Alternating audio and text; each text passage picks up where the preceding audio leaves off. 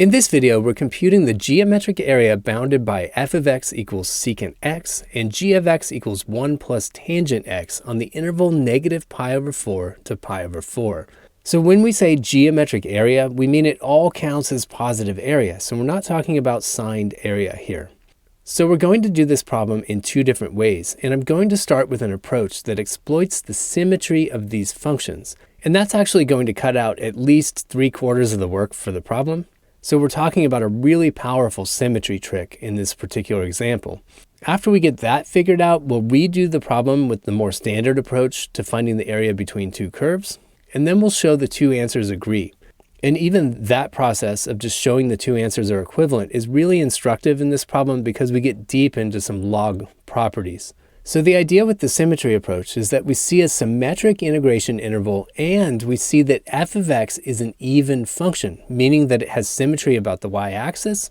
And then we see that g of x is almost an odd function. So the tangent function is odd, meaning that if we replace x with negative x, we get the negative of the original function. So tangent negative x is negative tangent x. But the 1 in front of it, because g of x is 1 plus tangent x, that 1 screws it up. If we replace x with negative x, we don't get a negative in front of the original function because the 1 doesn't change signs. So the trick for exploiting symmetry here is that we realize the geometric area isn't going to change if we just shift our x-axis to a new location. So we're going to slide our x-axis up to y equals 1 as a way of forcing that tangent function to become a proper odd function. And again, this doesn't change the area bounded between the two curves, so it's perfectly legal to change the origin like this. So now our secant function becomes secant x minus 1, and that's still even because replacing x with negative x returns the same function to us, and our tangent function is now just the ordinary tangent, which is odd. And this shift has exposed a really useful symmetry for us. We notice this little chunk of area on the left between our secant curve and our new x-axis is exactly the same as a chunk of missing area on the right. So note this is absolutely contingent on having a symmetric integration interval. You're not going to find the symmetry without that feature. So what we're going to do is cut out this little blue shape and then just flip it over and paste it on the right.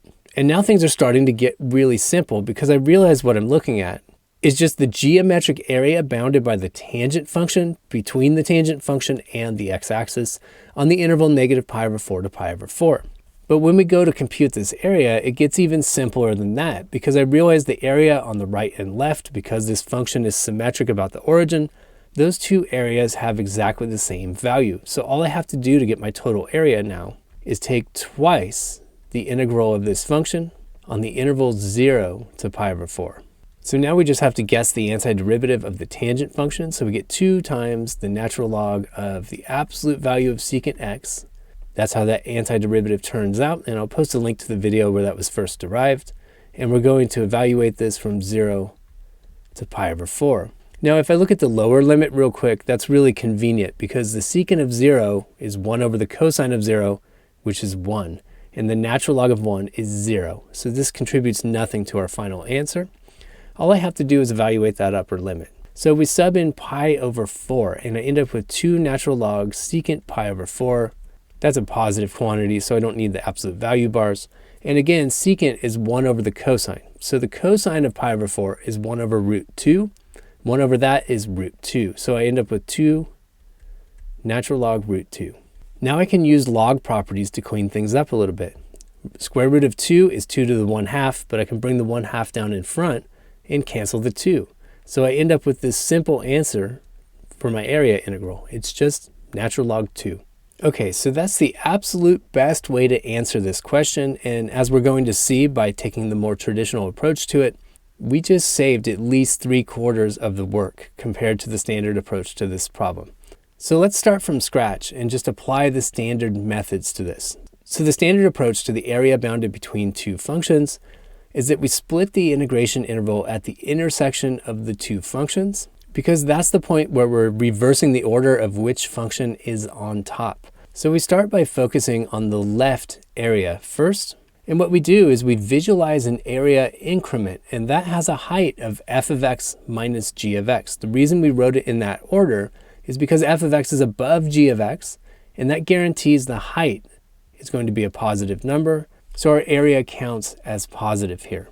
So I can say from my left area calculation that dA, the contribution to the area here, is f of x minus g of x multiplied by a width for that little rectangle of dx. So this means our area increment is given by the secant of x minus the quantity 1 plus tangent x dx. Okay, so then we use an integral to add up all those area contributions on the interval that we're looking at, which is negative pi over 4 to 0. So we guess antiderivatives of all these terms, and I'm distributing the minus sign over the 1 plus tangent x in the same step.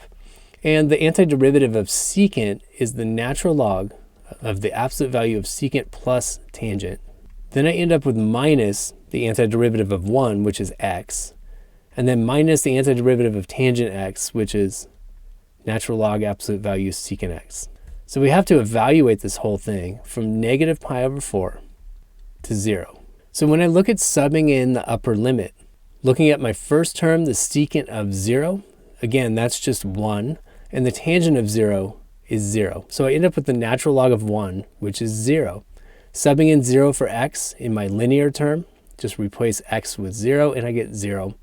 And then in my final term, again, the secant of 0 is 1. So I end up with the natural log of 1, which again is 0. So every term in the upper limit, mercifully enough, is going to vanish.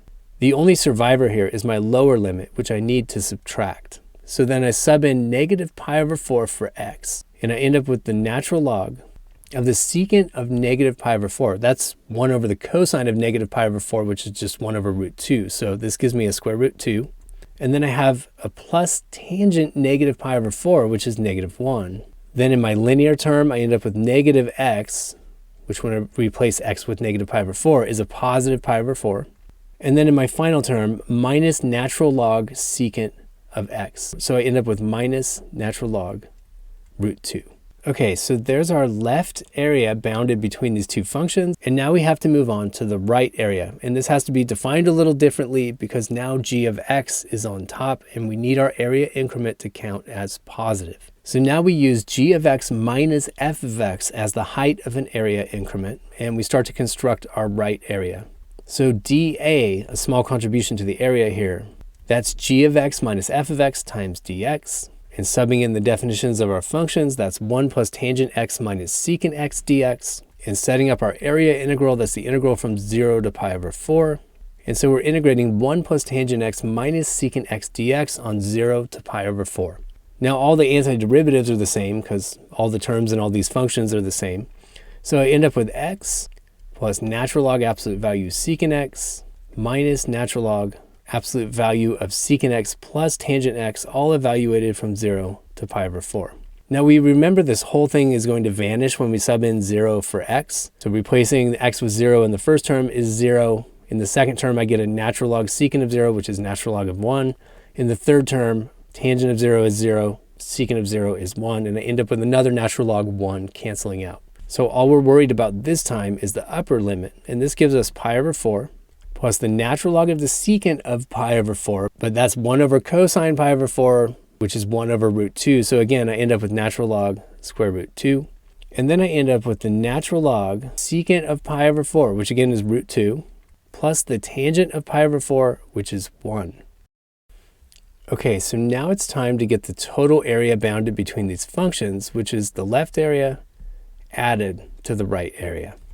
So we sub in those two expressions, and one thing cleans up really easily. When I distribute the minus sign into those first parentheses, I end up with a negative pi over 4, and that cancels the pi over 4 in the right area. So that part is gone. There's a couple like terms to combine. So again, just visualizing this distributing the minus sign as I go, I end up with a positive natural log root 2 and another positive natural log root 2 in the right area. So that gives me 2 natural log root 2.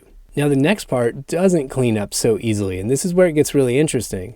I have negative natural log root 2 minus 1, and then minus a natural log root 2 plus 1. And whenever you see two binomials like that with the sign in between them differing, you're thinking difference of two squares somehow. And so the key here is to realize that the sum of two natural log functions gives you the natural log of the product of the two arguments.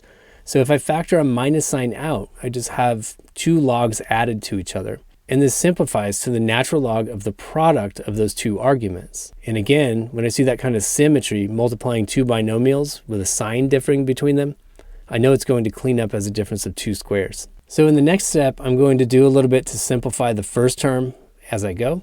And square root of 2 is 2 to the 1/2. But if I bring the 1/2 out in front, it cancels the 2. So I end up with a natural log 2, which I recognize from our symmetry approach to the problem.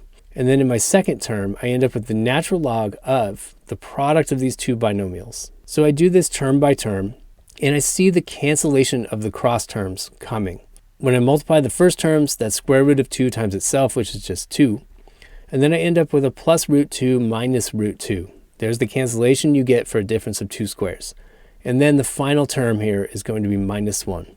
And 2 minus 1 is 1, and the natural log of 1 is 0, so that term vanishes. So finally, we boil this down to the same answer, and it's just a simple natural log of 2. So I hope I'm making a strong case for the power of symmetry here. This was our calculation that resulted from taking advantage of all the symmetries in the problem. And if we compare that to doing it just the standard way without looking for symmetry, there's like the first third of the problem, there's the second third of the problem, there's putting it all together and cleaning it all up to get to the same answer. I think it's clear that the symmetry approach to this problem is by far the best answer. If you enjoyed this video or at least found it useful, check out another one by clicking one of the links on the left, or click the Zach's Lab logo on the right to explore dozens of physics and math playlists. As always, you can leave your questions, comments, and requests in the comments section below, and I'll get back to you within 24 hours. Thanks for watching Zach's Lab, and best of luck on your math and physics journey.